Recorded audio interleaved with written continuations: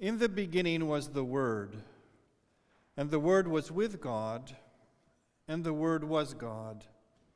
He was in the beginning with God. All things came into being through him, and without him, not one thing came into being. What has come into being in him was life, and the life was the light of all people. The light shines in the darkness, and the darkness did not overcome it. The word of the Lord.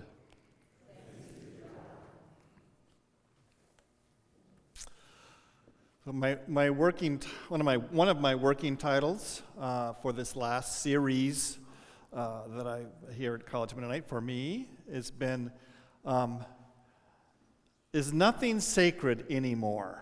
That's that rhetorical question. Is nothing sacred anymore? Of course, rhetorical questions have answers, and the answer is no. Nothing is sacred anymore. And if you ever ask that question, is nothing sacred anymore? Come on. What's going on here? And the answer is no. In the starkest sense, we, in the age in which we live, have stripped creation of the sacred, of its meaning. We have turned it into an object, nothing more than an object for use. We've turned ourselves, we've objectified our own selves. We strip the sacred even from who we are as human beings. We've exiled God from creation. At best, we've decided God can sit in the corner over there, not bothering the important things that we're doing as human beings in this world.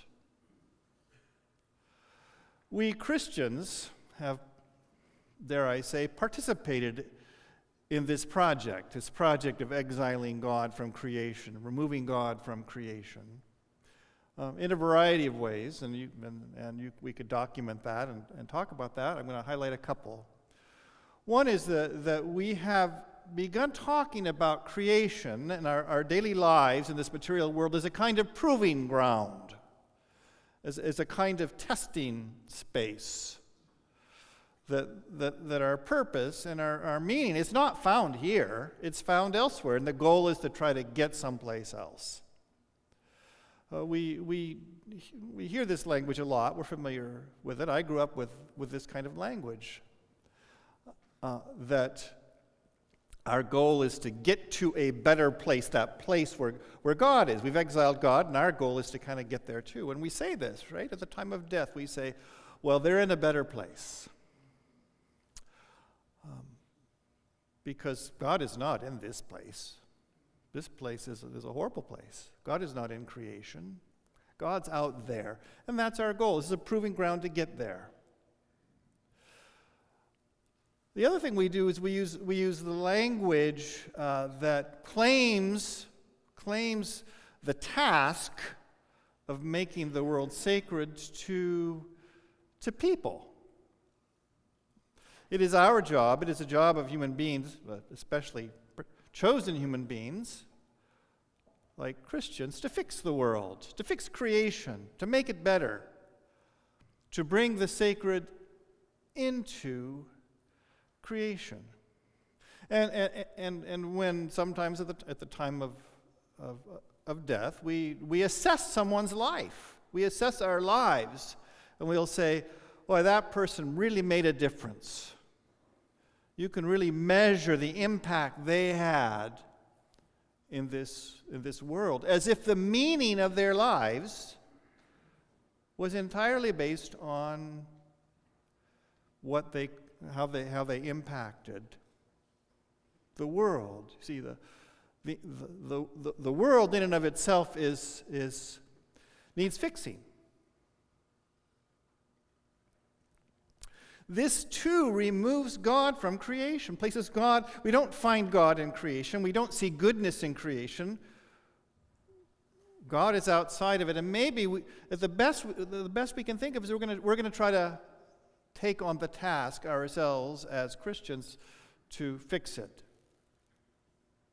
to make it better.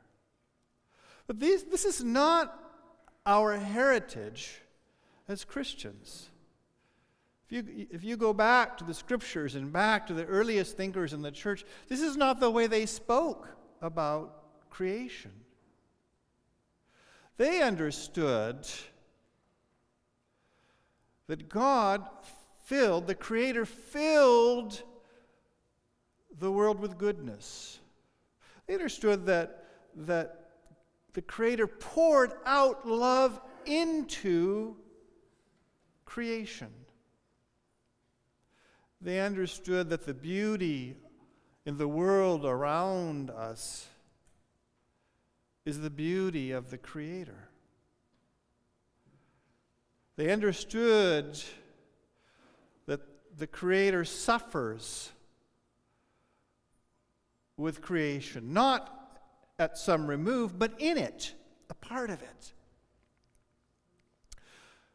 When we delight in the beauty around us, when we delight in creation, when we share kindness and generosity with one another, we are partaking, we are communing with the Creator in creation. We have a word in our tradition to express all of this. That word is incarnation. Incarnation.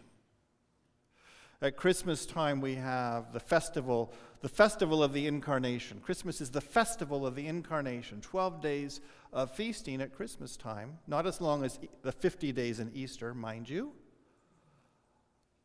12 days of feasting celebrating the Incarnation. And we celebrate not just the birth in a particular place, in Bethlehem, of God with us, but we celebrate the pouring out of God's love into creation, at creation, eternally. We read this passage from John. Everything that is came into being through the Word. The Word fills creation. Maximus the Confessor wrote of the Word as the heart of creation, as Jesus as the heart of creation, at the heart of all of creation, at the heart of each one of us. Love poured into us. And we know that we're not perfect. We know that we fail. We know that we fall short. But Maximus would say the answer is not in escaping creation, escaping our bodies, escaping our day-to-day lives, but leaning into the Word that's in creation. That's part of us. That's here. There was a 16th century hymn. If he had not risen, the world would have perished. If he had not risen, if Jesus had not risen, the world would have perished. So filled with Christ, so filled with Logos, so filled with divine love is the creation that if he had not risen, the world would have perished. The world could not survive. But hallelujah, he is risen, and the world is alive, filled with beauty, filled with God's love. As a church,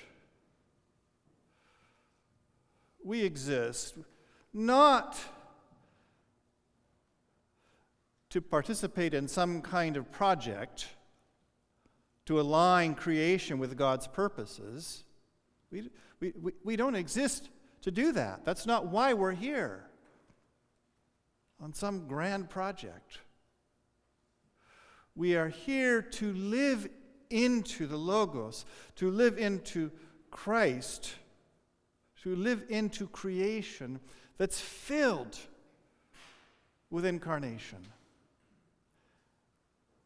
And we're here to proclaim this good news. Christ is alive and Christ is here. And so we say, Christ our Passover is sacrificed for us. Therefore, let us keep the feast. We feast not because we're self-indulgent. Well, maybe we are. Maybe we're a little self-indulgent. But that's not why we feast. We feast because the Logos, the Word, Christ is in creation. And we partake with joy. Alleluia.